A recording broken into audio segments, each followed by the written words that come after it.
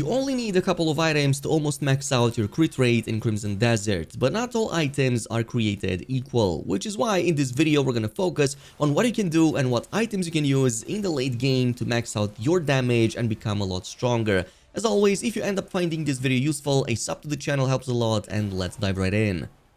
Now, the first thing I want to cover is that you should probably focus on accessories a little bit more, because if you max them out, or at the very least get close to it, they will pretty much handle the majority of the crit rate, attack speed, and movement speed that your build even needs. Like, you can pretty much almost reach the cap with some of the combinations you can achieve right here. And probably the most insane example right now is with any critical rate necklace, because whatever value of critical rate it mentions it has, it actually gets doubled upon being equipped on your character. So let me show you an example right here with the lightning necklace, which is one of the most popular. This has a level 4 critical rate when you fully max it out.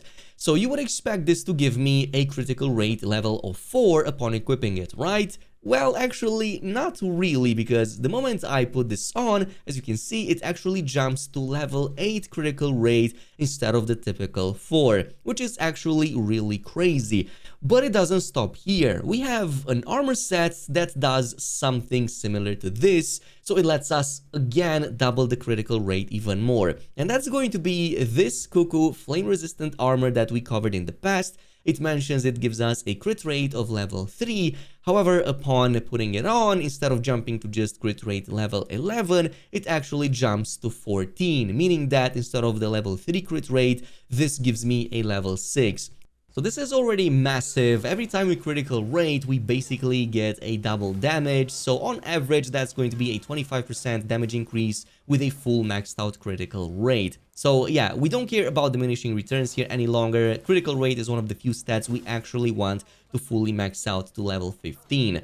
However, you may be watching the chest piece and think to yourself, well, this is now lacking 3 sockets that I no longer have that other armor pieces would give me.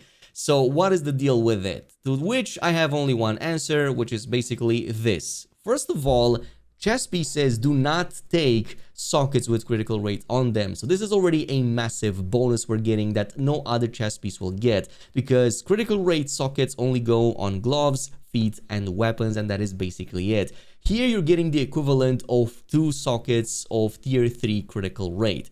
Second of all, this has a level 10 fire resistance, which is already massive. You would otherwise need about 2 sockets just to get that kind of resistance on a single piece.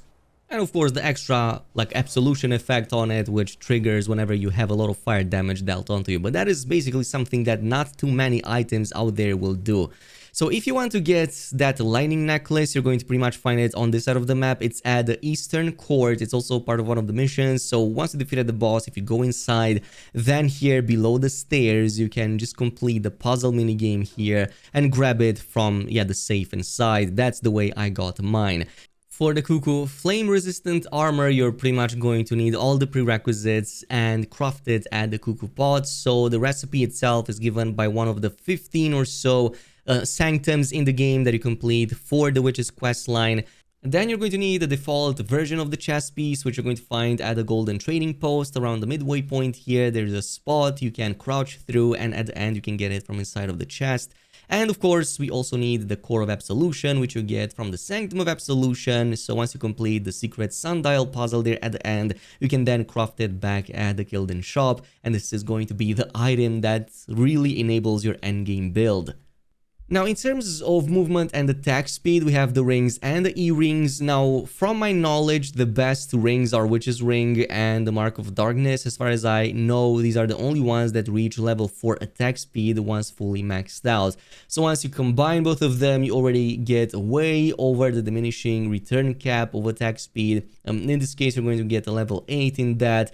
But keep in mind that the level 5 is already more than enough. You pretty much achieve the majority of attack speed you need by level 5, so theoretically we're greatly exceeding even that with just 2 rings. That is why I think it's going to be totally worth it.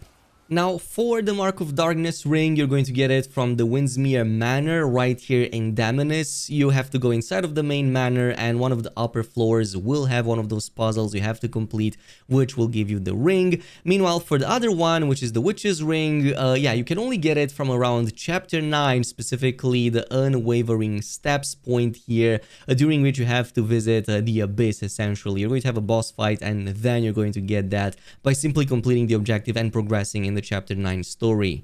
For earrings, it's even more laxed because we have at least like 4 options that give you a level 4 in movement speed. So you have the Witch's version, Black Lion, Faded, and Grave Gold, Ancient Earrings. So you have both early and late game options that you can get both from exploration and from yeah, just doing missions basically. So these will also provide exactly the amount they mentioned they have. So a level 4 at max refinement level means you're going to stack an 8 movement speed at that stage with 2 of them combined, which is actually really nice. The more movement speed you have, the quicker your character will move, which is going to be very helpful. There are many boss encounters during which there are animations that you can easily escape if you just turn around and run away a little bit. So being quicker on your feet will help a lot in that situation, besides just helping a lot with exploration.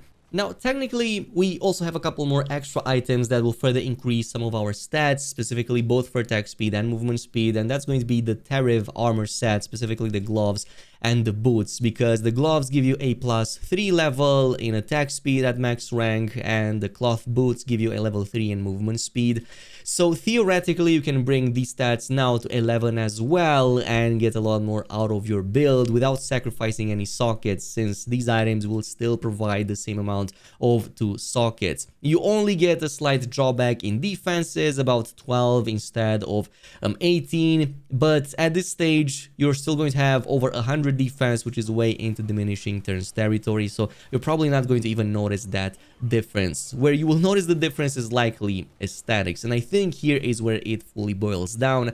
Those 3 extra levels in attack speed that you get from this piece of cloth gloves will not make that much of a difference from level 8 to level 11. It's, I believe, less than 6% attack speed that you're going to feel in real terms. The majority of it was provided from level 1 to 5, at least for the attack speed stat. So at this stage, if you don't care about the extra 5%, you can go with something that you actually like, that actually completes your set aesthetically. But if you want to fully min-max, yeah, maybe you want to go for the extra 5% too. The same goes with the movement speeds. I don't think it's going to be much of a difference here either. At least that's not something that I'm feeling in my build with 8 movement speed compared to 11. But you can, yeah, you can definitely test it out on your own and see if it does make a difference.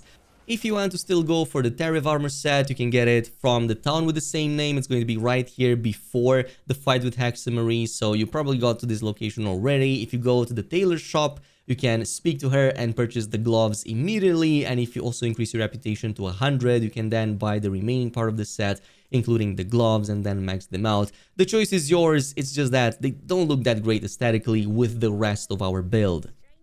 There are only 2 other things I want to mention here, and that's damage reduction and damage against mighty foes. So for damage reduction, since we have the extra slots, I'm going with 3 of them. So I get level 9 damage reduction from the crown and the feet. That's 3 in total.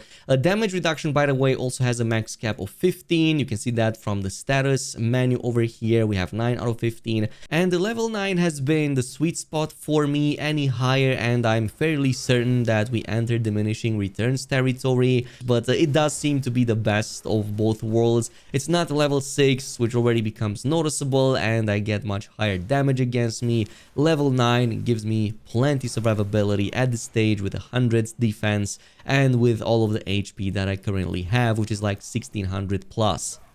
And everything else is going to be percentage damage increases against different types of enemies. For example, on the Darkbringer, which, yes, I know is wasting critical rate points a little bit, but I did keep 2 points for Malicebane level 3, so in total I have a 24% extra damage against mighty foes. And if we were to take a look at our journal knowledge and scroll all the way here at the bosses, we can see that pretty much all of them, with a few exceptions, are cataloged as mighty foes. So I'm like 99.9% convinced that it's actually going to work against the overwhelming majority of the bosses in the game, unless I'm missing something, so let me know in the comments. But this has been the best way to basically deal with everything, and I'm pretty sure that at this stage 24% extra damage to the bosses is significantly higher than putting like an extra 6 in raw damage or raw attack, which would bring me from 72 to about 80.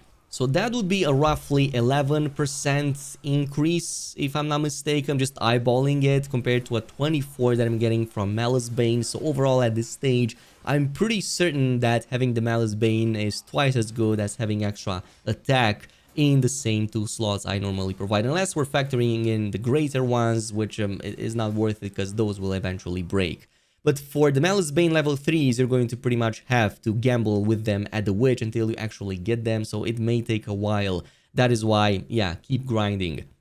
But most of that was against a single target, especially boss fights with the Malicebane. What if you want to go against large groups of enemies? Well, there's actually a really strong lightning setup right now that doesn't consume any of your spirit, instead it uses fully your stamina, meaning it's a lot more spammable and we can make it to jump to even more targets. And here's the cool thing about this. For this, you're going to need the Eastern Witch's Fan and also the 2 lightning imbuements that we have right now, which are the Orbs of Lightning and especially the Storm Fang.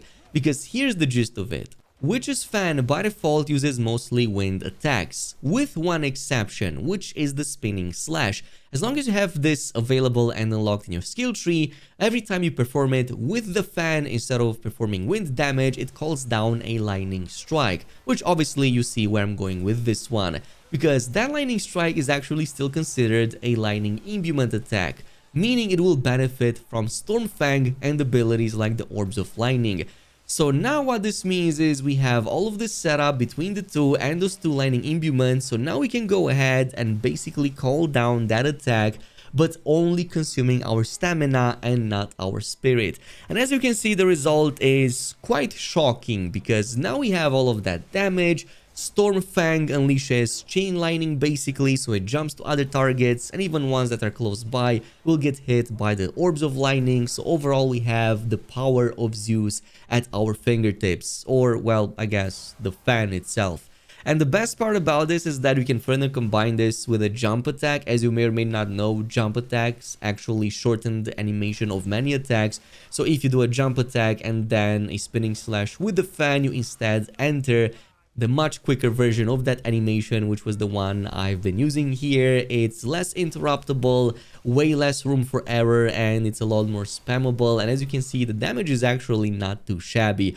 Now, obviously, there is a downside. Lightning damage is not going to be the greatest against boss encounters unless they specifically have a big weakness towards that. It's mostly great against large groups of enemies, but it can still build up that stagger meter relatively well. If you want to still spam it, you can definitely bring it in a boss encounter and have this as a side attack. But overall, especially against large groups of enemies, this has been extremely fun to play around with. And that about concludes today's video. Let me know in the comments if there's anything else that you're doing to max out your damage in the late game, or if there's a different setup that you're using compared to what I covered. In the meantime, thanks so much for watching, and I'll see you in the next video.